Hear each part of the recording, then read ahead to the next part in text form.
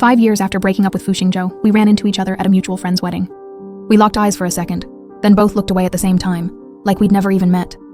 After the wedding, my nosy friend pointed at Fu Xingzhou and whispered to me, "Every girl he's dated since you split has looked a little like you." We all figured they were your stand-ins. But this one, Sangji, she's been around the longest, and she looks nothing like you. I think he's actually falling for her. I knew my friend was waiting for me to say I regretted it. I just laughed it off awkwardly. Whether Fu Xingzhou's feelings are real or not, that's got nothing to do with me anymore. I came back to get married. As we walked out of the banquet hall, everyone was already hyping up hitting the next spot. I was about to say no, when someone pushed Fu Xingzhou over to me. "Bro, she flew all the way back. You two go way back. You better take care of her tonight, right?" As he said it, my friend's eyebrows shot up twice with a smirk. Fu Xingzhou didn't say a word. He just casually took my luggage out of my hand. I checked my watch. There was still time before my appointment. I nodded and got in the car. I sat up front. Fu Xingzhou and Sangji were in the back. The car had barely started moving when this sugary voice floated up from the back seat. "Xingzhou, you still haven't introduced me to her. I almost thought you two didn't know each other. That would have been so awkward." She was talking to Fu Xingzhou, but I could see it clearly in the rearview mirror. The way she looked at me was pure provocation and contempt. Fu Xingzhou's gaze lingered on me for a moment.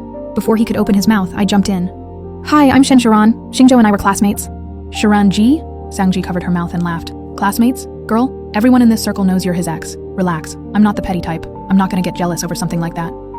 Then she linked her arm through Fu Xingzhou's and planted a kiss on his cheek like she was staking her claim. The whole ride, Sangji didn't stop talking, and Fu Xingzhou, who's usually cold and quiet, patiently responded to every single thing she said. "Are we seriously gonna be drinking later? My tolerance is terrible. If I get drunk, will you take me home, Xingzhou?" "I won't let you get drunk. I'll take you home." Today's wedding almost made me cry. I'm so jealous of the bride. When we get married, I want roses everywhere and colorful balloons. Deal. The whole thing is yours to plan. I rolled the window all the way down and let the wind blow out all that lovey-dovey energy. We finally made it to the venue. The second I stepped out, I saw Fu Xingzhou smoothly lift Sangji out of the car. When he caught my eye, his hand stiffened for just a second. Sangji giggled sweetly in his arms.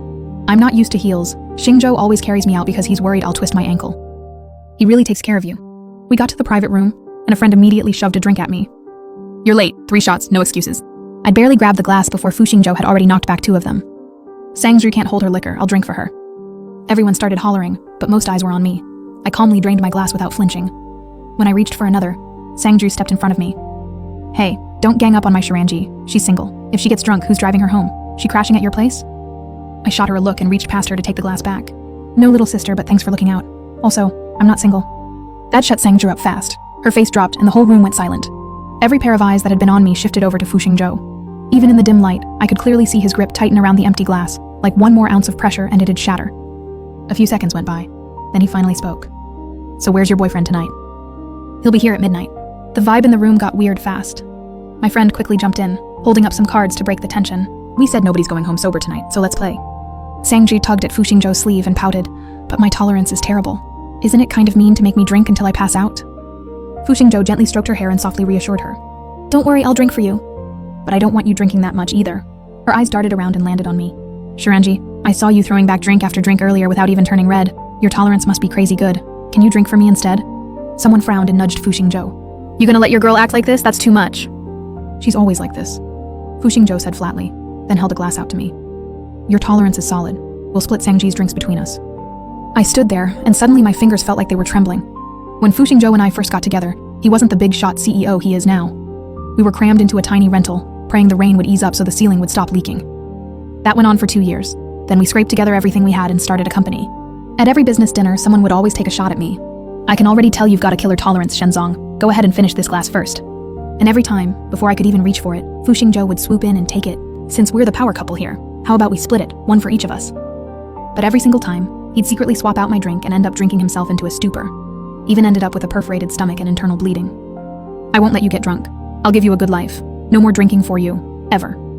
I gave the Fu Xingzhou standing in front of me a cold glance and stepped back 2 paces. "Fuzong, Sangji is your girlfriend, not mine. After all these years, you still can't protect your own girlfriend?" The room got awkward real fast from my clapback. Sangji sniffled dramatically beside him, tears barely hanging on, looking pitiful. "Sharanji, I know Xingzhou broke up with you and you're still bitter. But you don't have to come after us like this." Everyone in the room sucked in a sharp breath. My friend glared at Sangji and stepped in to smooth things over. "Okay, let's not go there. Isn't there that saying, both sides had their reasons back then, right?" I let out a small laugh. "There were no reasons, just a close friend from way back. Why dig up the past? If it still bothers you, Sangji, go home and sort it out with Fuzong. You probably don't know this about me, but I hold grudges like it's my job.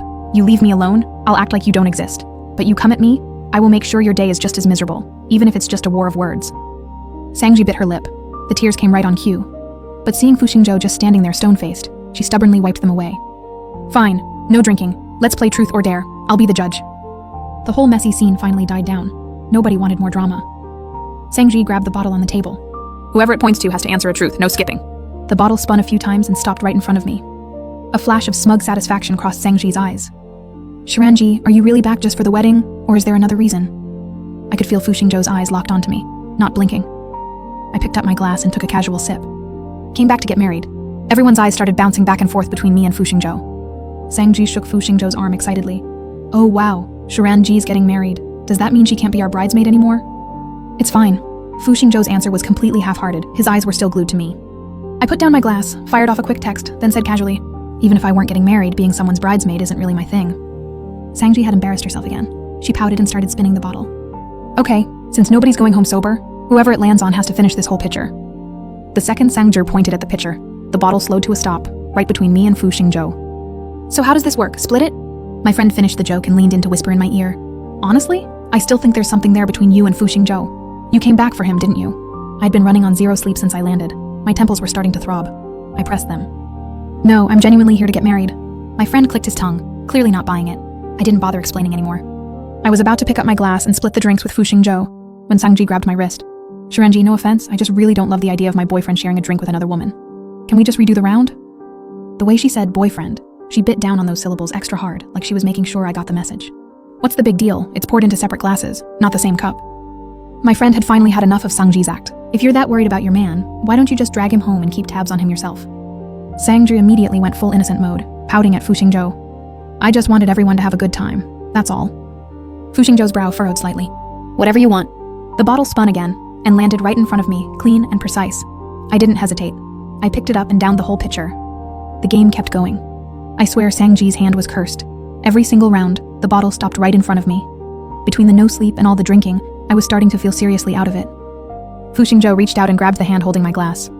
The cold touch snapped me back instantly. That's enough for tonight. Sangji shot me a furious glare. She muttered under her breath. But this round isn't even over yet. Fine, no drinking this round. But one more truth question before we wrap, okay? I pulled my hand back and checked the time. 10 minutes until midnight. Fine. A flash of calculation crossed Sangji's eyes. She quickly pulled out her phone, pulled up a photo, and held it up to my face. Shiranji, just how many guys are in your little scandal exactly? Staring at that all-too-familiar photo, my whole body seized up. That dark chapter of my life felt like it was playing out all over again, right in front of my eyes. It was right when Fu Xingzhou's and my company was about to go public. At a dinner set up with bad intentions, someone spiked my drink while Fu Xingzhou stepped out to take a call. The moment I realized something was wrong, I panicked and smashed my glass.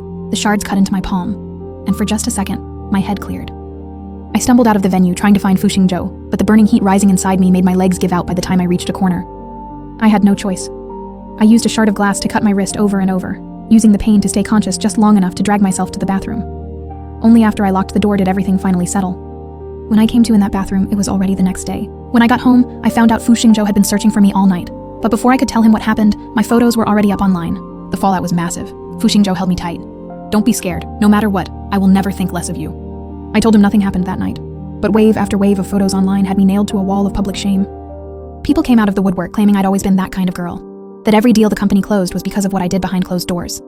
Men claiming to be in those photos pointed fingers at me, saying I was the one who went after them. The company's stock tanked as the scandal blew up. Investors pulled out one after another. Going public became a pipe dream. I fought desperately to clear my name, but nobody believed me. The one person who swore he'd always be in my corner, Fu Xingzhou, caught between mass public humiliation and a company on the verge of collapse, slowly ran out of patience. A lot of people said our breakup was because of the scandal, but only he and I knew the truth. We just chose to let each other go. I didn't want to keep dragging him down, and he didn't want me to keep suffering in this country. 5 years had passed. All of that had finally faded away, until tonight, when Sangji put it back on the table. Fu Xingzhou's expression darkened immediately. He reached out to snatch the phone from Sangji's hand, and I slapped her across the face first. I don't know how you got your hands on those fabricated photos, but knowingly spreading defamatory content, that's up to 3 years behind bars. What happened back then sent me into depression. I wanted to end my life, but I'm not that person anymore. I'm not going to spiral over something that never happened. Sangji had clearly not expected me to hit her. She grabbed Fu Xingzhou's hand, playing the victim. Xingzhou, it was just a game. Shiranji, she didn't finish. I grabbed my luggage and headed for the door. I've got somewhere to be. Enjoy your little game. I was almost at the door when Fu Xingzhou stepped in front of me. Sangji was just playing around. Don't take it so seriously. You already slapped her. Call it even. I raised an eyebrow and smiled. The man in front of me felt like a complete stranger. I've always been the serious type. As I brushed past him, Fu Xingzhou grabbed my hand. Where are you staying? I'll drop you off. I shook his hand off, annoyed. Just as I was about to say something, I stumbled into a warm, familiar embrace. A low voice came from behind. My fiancé stays with me.